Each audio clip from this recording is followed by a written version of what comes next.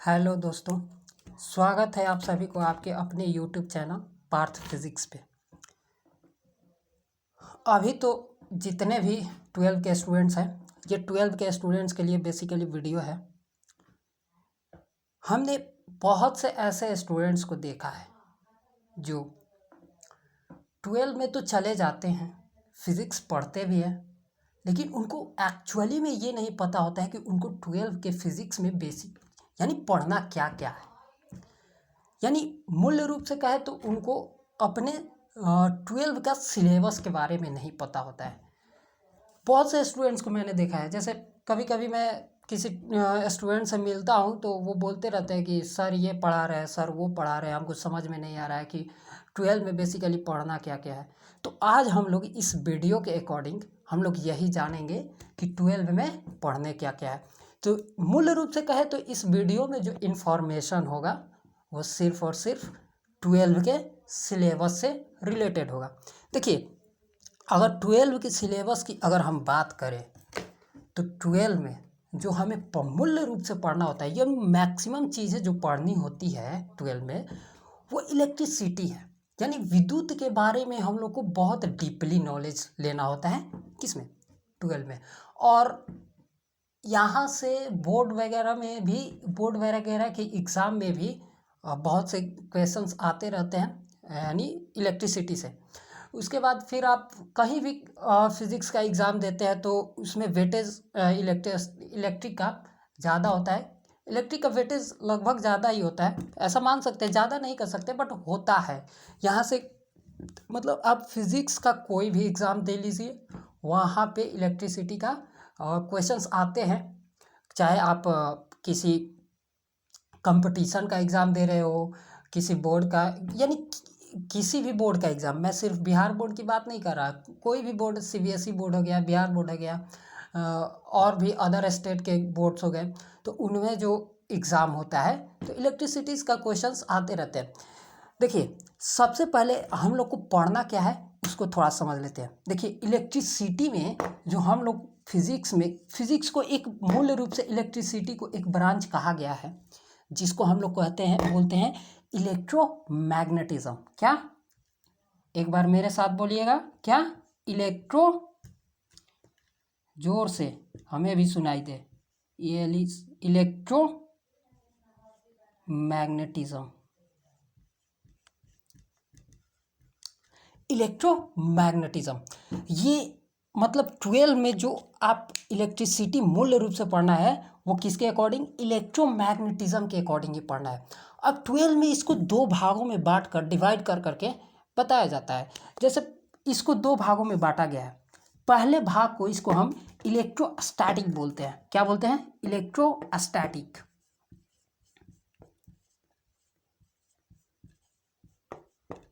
Electrostatic. दूसरे भाग को बोलते हैं इलेक्ट्रोडायनेमिक बोलते हैं।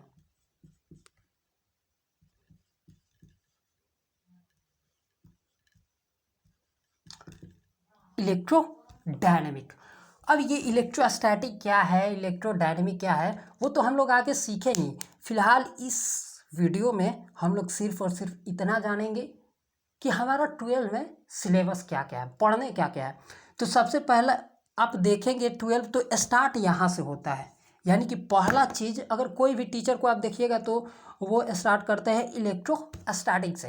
पहला ये पढ़ाते हैं, उसके बाद इलेक्ट्रोडायनेमिक, तीसरा चीज़ वो पढ़ाते हैं, या कोई भी टीचर, मैं भी अगर पढ़ाऊँगा तो आपको ऐसे ही पढ़ाऊँगा। उसके बाद रे ऑप्टिक्स,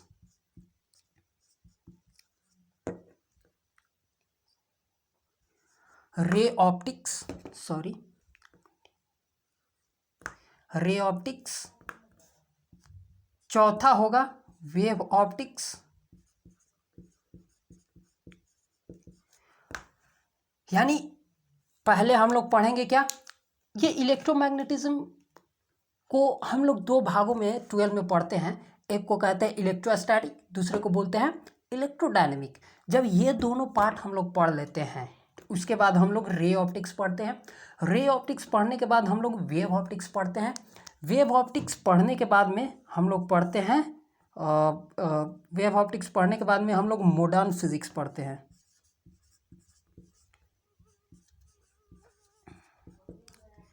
मॉडर्न फिजिक्स, और लास्ट में हम लोग पढ़ते हैं क्या, कम्युनिकेशन सिस्टम।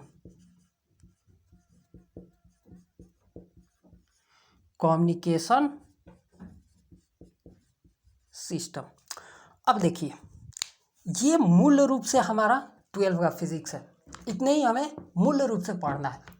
लेकिन बहुत से स्टूडेंट ये कहेंगे कि हमने तो सर इतना ही मतलब चैप्टर नहीं देखे हैं, चैप्टर 12-13 होते हैं, 8-9-10, किसी किसी किताब में 10 भी होता है, किसी में 8-9, आप 6 ही क्यों बता रहे हैं? हाँ होता है, लेकिन मूल रूप से हम कहेंगे तो इतने ही पढ़ना है। अभी वो 6-7-8 यानी कि 10-12 कैसे हो जाता है, वो इसमें से कुछ तोड़ तोड़ करके बताया जाता है। जैसे इलेक्ट्रोस्टैटिक हो गया। अब इलेक्ट्रोस्टैटिक में कुछ ऐसे टॉपिक्स होंगे, उस इलेक्ट्रोस्टैटिक में कुछ ऐसे टॉपिक्स होंगे जिनको वो चैप्टर बना दिया होगा किताब।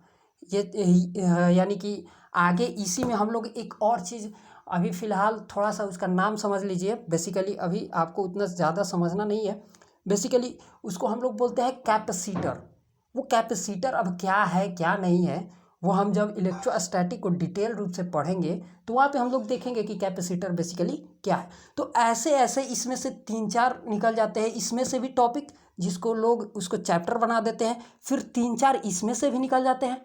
तो उससे ऐसे कर करके यानी कि लोगों ने, वैज्ञानिकों ने, लोगों ने, वैज्ञानिक नहीं बोलेंगे, लोगों ने उसको चैप्टर वाइज बांट दिया है। और हमारे 12 में जो है मैक्सिमम चैप्टर 12 या 13 ऐसे ही देखने को मिलते हैं। अब देखिए इनके मूल रूप होते क्या है, यानी कि इसको हम लोग कैसे डिफाइन करते हैं। अब इलेक्ट्रोस्टैटिक आप सर बता रहे हैं, तो इसमें पढ़ना क्या क्या होता है, इलेक्ट्रोमैग्नेटिज्म सॉरी इलेक्ट्रोडायनेमिक में क्या पढ़ना होगा, रे ऑप्टिक्स में क्या पढ़ना होगा, वेव ऑप्टिक्स में क्या पढ़ना होगा, मॉडर्न फिजिक्स में क्या पढ़ना होगा, और लास्ट वन कम्युनिकेशन सिस्टम में हम लोग को क्या क्या पढ़ना होगा। तो सबसे पहले हम इलेक्ट्रोस्टैटिक की हम बात करते हैं कि इलेक्ट्रोस्टैटिक में क्या क्या पढ़ते हैं।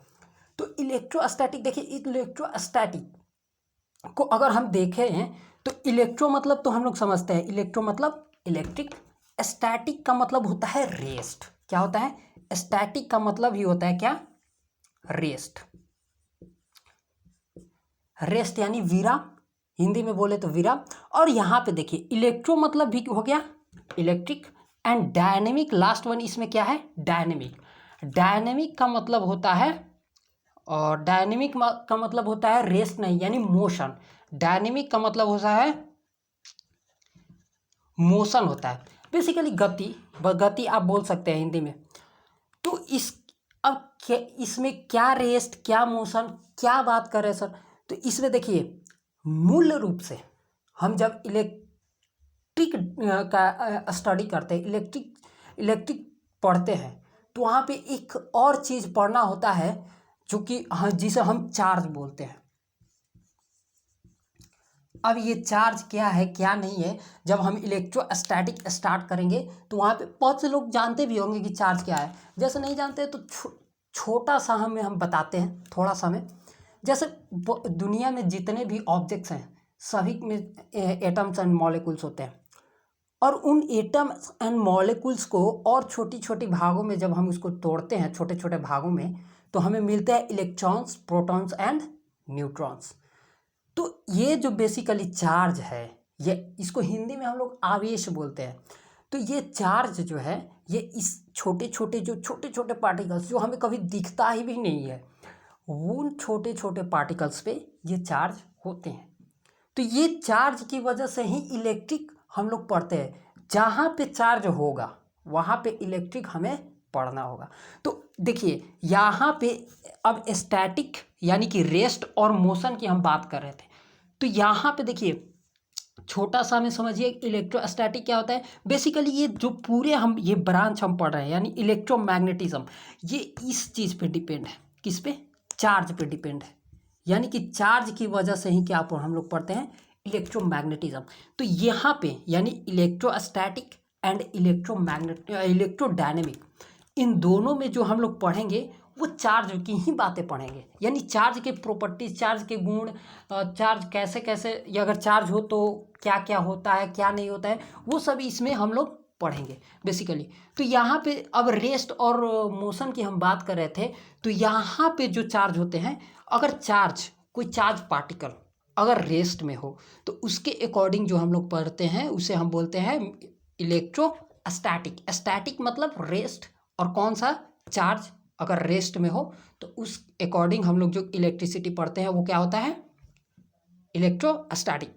उसके बाद जैसे ही चार्ज मोशन में आता है, जैसे ही चार्ज गति करता है मोशन में, तो हमारा इलेक्ट्रोमैग्नेटिज्म का ब्रांच बदल जाता है और वो बदल कर क्या हो जाता है, इलेक्ट्रो डायनेमिक हो जाता है। तो ये बेसिकली यहाँ पे चार्ज क्या होंगे, रेस्ट, और यहाँ पे मोशन में होंगे। तो इसके अकॉर्डिंग से हम लोग बहुत सी चीज़ें देखते हैं, जैसे जब चार्ज रेस्ट में होता है तो क्या क्या चीज़ें होती है। जैसे अभी फ़िलहाल थोड़ा सा समझ लेना है कि चार्ज जब रेस्ट में होता है तो इस चार्ज रेस्ट की वजह से एक अपना इफेक्ट उत्पन्न करता है, जिस इफेक्ट को हम लोग बोलते हैं इलेक्ट्रिक फील्ड। क्या बोलते हैं, इलेक्ट्रिक फील्ड। अब ये इलेक्ट्रिक फील्ड क्या है क्या नहीं है, जब हम इलेक्ट्रोस्टैटिक बढ़िया से स्टडी करेंगे, स्टार्ट करेंगे, तो वहाँ पे हम लोग देखेंगे कि इलेक्ट्रिक फील्ड क्या है। उसके बाद जैसे ही ये चार्ज मोशन में आ जाता है, ये चार्ज मोशन में आ जाता है, तो उस मोशन में जब चार्ज आता है तो उसके वजह से हम लोग इलेक्ट्रिक फील्ड तो पढ़ेंगे ही पढ़ेंगे, साथ में एक और फील्ड के बारे में हम लोग जानेंगे जिसे हम मैग्नेटिक फील्ड कहते हैं। क्या बोलते हैं, मैग्नेटिक फील्ड। तो ये बेसिकली हम लोग कहाँ देखेंगे, मैग्नेटिक फील्ड यहाँ पे देखेंगे और इलेक्ट्रिक फील्ड यहाँ पे देखेंगे। यानी इलेक्ट्रिक फील्ड अगर हमें जानना होगा तो हम कहाँ देखेंगे, इलेक्ट्रोस्टैटिक में, और मैग्नेटिक फील्ड देखना होगा तो हम लोग कहाँ देखेंगे, इलेक्ट्रोडायनेमिक में। तो इतना बातें समझ में आई। यहाँ पे आप याद कीजिए, जब आप लोअर क्लास में थे तो आपको बताया जाता था कि दो चार्जेस के बीच फोर्स लगता है। लाइक चार्जेस एक दूसरे को एक दूसरे को रिपेल करते हैं और अपोजिट चार्ज एक दूसरे को अट्रैक्ट करते हैं। तो ये अट्रैक्शन, ये रिपेल, ये कैसे होता है, इसके लिए एक नियम हम लोग पढ़ते हैं, कूलम्ब्स लॉ। तो वो कूलम्ब्स लॉ हम लोग इलेक्ट्रोस्टैटिक अकॉर्डिंग पढ़ेंगे। बेसिकली कूलम्ब्स लॉ में हमें बस इतना सा बताया गया है कि दो चार्जेस के बीच या तो अट्रैक्शन हो सकता है या रिपेल कर सकते हैं। तो ये अट्रैक्शन और ये रिपेल कैसे होता है, ये किन किन बातों पे डिपेंड करता है, इनके बीच का फोर्स, ये सब चीज़ें हम लोग देखेंगे। उसके बाद आगे बढ़ेंगे इसमें, तो आगे बढ़ेंगे तो इलेक्ट्रिक फील्ड के बारे में जानेंगे। जब इलेक्ट्रिक फील्ड जाएंगे तो फिर वहाँ पे हम लोग देखेंगे इलेक्ट्रिक पोटेंशियल जानेंगे। अब इलेक्ट्रिक पोटेंशियल क्या है क्या नहीं है वो तो हम लोग देखेंगे ही आगे। उसके बाद हम लोग इलेक्ट्रिक पोटेंशियल एनर्जी के बारे में देखेंगे। उसके बाद आगे इसमें एक और सबसे इम्पोर्टेंट जो नियम पढ़ना है, जो रूल पढ़ना है, वो एक गॉस थ्योरम है। गॉस थ्योरम पढ़ना है। जब गॉस थ्योरम पढ़ेंगे तो उसके बाद लास्ट में हम लोग को क्या पढ़ना होगा, कैपेसिटर। तो ऐसे ही करके हम लोग को इसके बारी बारी से इसमें एक एक चीज़ को पढ़ना है। फिर हम ये जब ख़त्म हो जाएगा तो हम लोग इलेक्ट्रोडायनेमिक में आएंगे। अब इलेक्ट्रोडायनेमिक में क्या क्या चीज़ें पढ़ने होते हैं, जैसे इलेक्ट्रोडायनेमिक में हम लोग करेंट के बारे में देखेंगे। इलेक्ट्रिक करेंट के बारे में, जो धारा वगैरह बोलते रहते हैं ना कि इतना एम्पियर का धारा, इतना एम्पियर का करंट है, ये इधर उधर फॉलो कर, तो ये सब चीज़ें हम लोग कहाँ देखेंगे, करेंट के बारे में हम लोग देखेंगे इलेक्ट्रोडायनेमिक में, है ना बात समझ में। उसके बाद आगे बढ़ेंगे तो रेजिस्टेंस वगैरह के बारे में देखेंगे। फिर रेजिस्टेंस कॉम्बिनेशन देखेंगे, पैरेलल कॉम्बिनेशन, सीरीज कॉम्बिनेशन। उसके बाद जब ये पढ़ लेंगे तो उसके बाद हम लोग को कुछ इलेक्ट्रिक क्या बोलते हैं उसको, इलेक्ट्रिक डिवाइस वगैरह के बारे में देखेंगे। उसके बाद एमीटर, वोल्ट मीटर, ये सब चीज़ें देखेंगे। फिर आगे देखेंगे कि किसी एमीटर को वोल्ट मीटर कैसे बना सकते हैं।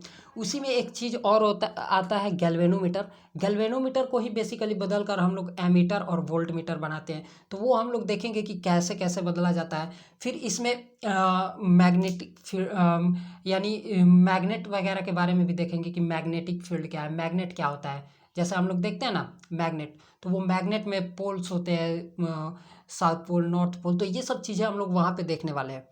उसके बाद इसमें लास्ट में हम लोग जो पढ़ते हैं, लास्ट में वो हम लोग ट्रांसफॉर्मर पढ़ते हैं। लास्ट में जो पढ़ते हैं वो ट्रांसफॉर्मर पढ़ते हैं, जो हमारे घरों में तो हमारे घर में भी होते हैं। जैसे स्टेबलाइजर वगैरह है तो उसमें वो रहते हैं, वो लगाया रहता है ट्रांसफार्मर होता है। हमारे गाँव में जो होता है, गाँव में या शहरों में जो लगा हुआ होता है, वहाँ से हम लोग के घरों में जो बिजली आता है, उस ट्रांसफार्मर के बारे में देखेंगे कि एक्चुअल में उस ट्रांसफार्मर में आखिर में उसमें पतले पतले इतने लोहे क्यों लगाए रहते हैं, आयरन क्यों लगाए रहते हैं, फिर उसमें फ्यूल डाला जाता है। अब उसमें एक चीज़ ध्यान दीजिएगा कि इनपुट और आउटपुट में बहुत मतलब जहाँ से हम लोग उसको इनपुट देते हैं, वहाँ से डायरेक्ट कनेक्टेड नहीं होता है आउटपुट में। आउटपुट ऑटोमेटिक निकलता है, उस इनपुट और आउटपुट का कोई कनेक्शन नहीं होता है, फिर भी हमें आउटपुट मिलता है। तो इसके पीछे क्या रीज़न है वो सब हम वहाँ पे, अब इनपुट आउटपुट क्या है वो तो हम लोग वहीं पे जानेंगे। उसके बाद इतना चीज़ें जानने के बाद हम लोग रे ऑप्टिक्स के अकॉर्डिंग आते हैं। रे ऑप्टिक्स तो सभी लोग जानते हैं इसको। बेसिकली रे ऑप्टिक्स होता है यह है कि इसमें refraction of light, reflection of light, ये सब चीज़ें पढ़ते हैं। उसके बाद आगे बढ़ेंगे तो व्यतिकरण, वही इंटरफेरेंस ऑफ लाइट प्रिज्म से होकर, यही सब प्रिज्म वगैरह के बारे में पढ़ना है। उसके बाद जब ये पढ़ लेते हैं तो हमें वेव ऑप्टिक्स, वेव ऑप्टिक्स में क्या पढ़ना होता है, वेव ऑप्टिक्स में बेसिकली वेव्स वगैरह के बारे में पढ़ना होता है। तो वेव्स तो हम लोग 11 से ही पढ़ते आ रहे हैं, तो इसमें बेसिकली वेव्स का रिफ्रैक्शन पढ़ेंगे, वेव का रिफ्लेक्शन पढ़ेंगे। तो वेव का भी रिफ्रैक्शन और रिफ्लेक्शन होता है, तो वो भी चीज़ें हम लोग देखेंगे यहाँ पे। जब वेव्स के बारे में पढ़ लेते हैं तो हमारा आता है मॉडर्न फिजिक्स। अब मॉडर्न फिजिक्स ये तीन जो पार्ट है वो बेसिकली लाइट से कनेक्टेड है। लाइट यानी जो लाइट होता है, लाइट जो हमारे घरों में होता है उसी से ये मतलब संबंध रखता है। उसके बाद मॉडर्न फिजिक्स में हम लोग क्या पढ़ते हैं, तो याद कीजिए सबसे उस टाइम जब आप लोग लाइट के बारे में जानते थे, तो लाइट के बारे में एक ही चीज़ आपको बताया गया था कि लाइट एक तरंग है, एक वेव है। लेकिन याद कीजिए 19वीं सदी में एक वैज्ञानिक आए थे जिनका नाम अल्बर्ट आइंस्टाइन था। उन्होंने कहा कि लाइट सिर्फ और सिर्फ एक वेव का नेचर नहीं प्रदर्शित करता है, ये एक पार्टिकल का भी नेचर प्रदर्शित करता है। यानी कि लाइट, इस नियम को हम लोग कहते हैं डुअल नेचर ऑफ लाइट। तो ये डुअल और नेचर ऑफ लाइट क्या होता है, तो डुअल और नेचर ऑफ लाइट ये सब चीज़ें हम लोग मॉडर्न फिजिक्स के अकॉर्डिंग पढ़ेंगे। उसके बाद इसमें बोर का परमाणु मॉडल होता है, रदरफोर्ड परमाणु मॉडल, इन परमाणु मॉडल में क्या विशेषता है, क्या कमी है, क्या प्रॉफिट है, या मतलब वही सब चीज़ें देखना होता है। उसके बाद लास्ट वन आता है कम्युनिकेशन सिस्टम। अब ये कम्युनिकेशन सिस्टम क्या है, कम्युनिकेशन सिस्टम मतलब आप लोग समझ ही रहे हैं, संचार की व्यवस्था। जब याद कीजिए जब हमारा साइंस इतना डेवलप नहीं था, इतना विकसित नहीं था, तो हम लोग एक जगह से दूसरे जगह, मतलब हमको अगर किसी दूसरे व्यक्ति से बात करना होगा किसी दूसरे जगह पे, तो हम उसके लिए एक लेटर लिखते थे, और लेटर को क्या करते थे, कबूतर के माध्यम से हम उस इंसान तक पहुंचाते थे। कबूतर आता था, उस लेटर को ले जा करके वहाँ पे छोड़ जाता था।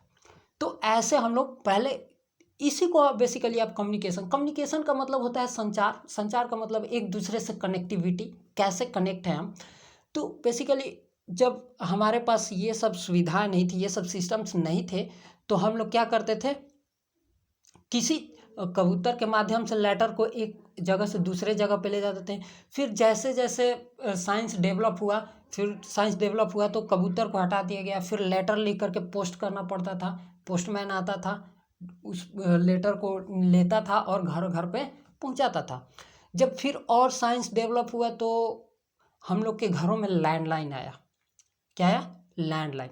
लैंडलाइन से देखिएगा, लैंडलाइन से आप देखिएगा तो एक घर से अगर हम किसी दूसरे घर पे लैंडलाइन से बात करना है, तो उसके लिए हमें क्या करना होता था कि लैंडलाइन का कनेक्शन होता था, वो किसी वायर से यानी केबल से कनेक्टेड होते थे। बिना किसी केबल के कनेक्शन के हम लैंडलाइन से बात ही नहीं कर सकते थे। फिर जैसे जैसे साइंस डेवलप हुआ, विज्ञान डेवलप हुआ, तो हम लोग ये छोटे छोटे फ़ोन्स आ गए हैं जिसे हम पॉकेट में रख सकते हैं। उसके बाद फिर स्मार्टफोन आए। इन सब चीज़ों में क्या होता है, इन सब चीज़ों में नेटवर्क से बातें होती है। अब ये नेटवर्क किस तरह से काम करता है, कैसे करता है, ये सब चीज़ें तो हम लोग कम्युनिकेशन सिस्टम में जानेंगे ही। इसमें देखिएगा, इसमें एक सबसे खास बात है, सबसे इंपॉर्टेंट चीज़ तो ये है कि हम इसको कहीं भी ले जा सकते थे। लैंडलाइन में ऐसी व्यवस्था नहीं थी। लैंडलाइन को एक जगह रखा हुआ है, घर के एक किसी कोने में रखा हुआ है तो वहीं पे रहेगा। अगर कॉल आया तो हमें भाग करके वहाँ पे जाना पड़ता था और उसको उठाना पड़ता था। लेकिन फ़ोन में, स्मार्टफोन हो गया या पहले छोटे छोटे जो कीपैड वाले फ़ोन आते थे, अभी भी आते हैं, तो उनमें ये सब चीज़ें नहीं है कि हमको भाग करके घर के एक किसी कोने में रखा हुआ है उसको उठाना है। नहीं, आपको उसको करना क्या है कि आप उस फ़ोन को अपने जेब में भी रख सकते हैं। उसको वहाँ से कॉल आया तो अपने जेब में से निकाल करके बात किए, फिर रख लिए। इसमें एक ख़ास बात ये तो सबसे फ़ायदा हुआ कि आप जहाँ जा रहे हैं वहाँ पे अपने फ़ोन को लेके जा रहे हैं। और इसमें एक और चीज़ हुई कि हम लोग वायर वाला जो समस्या था उसको समाधान किए, उसको हल किए।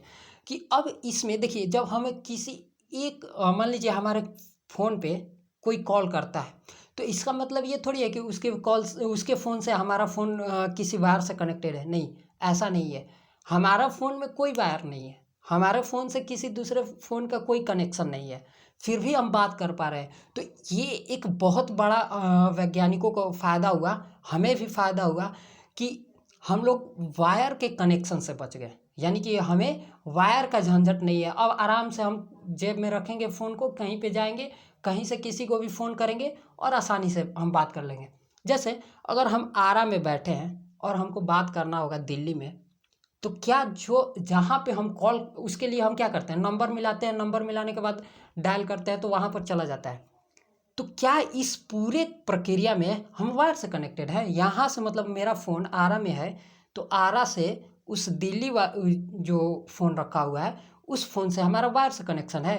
नहीं, इस वायर से नहीं कनेक्टेड है।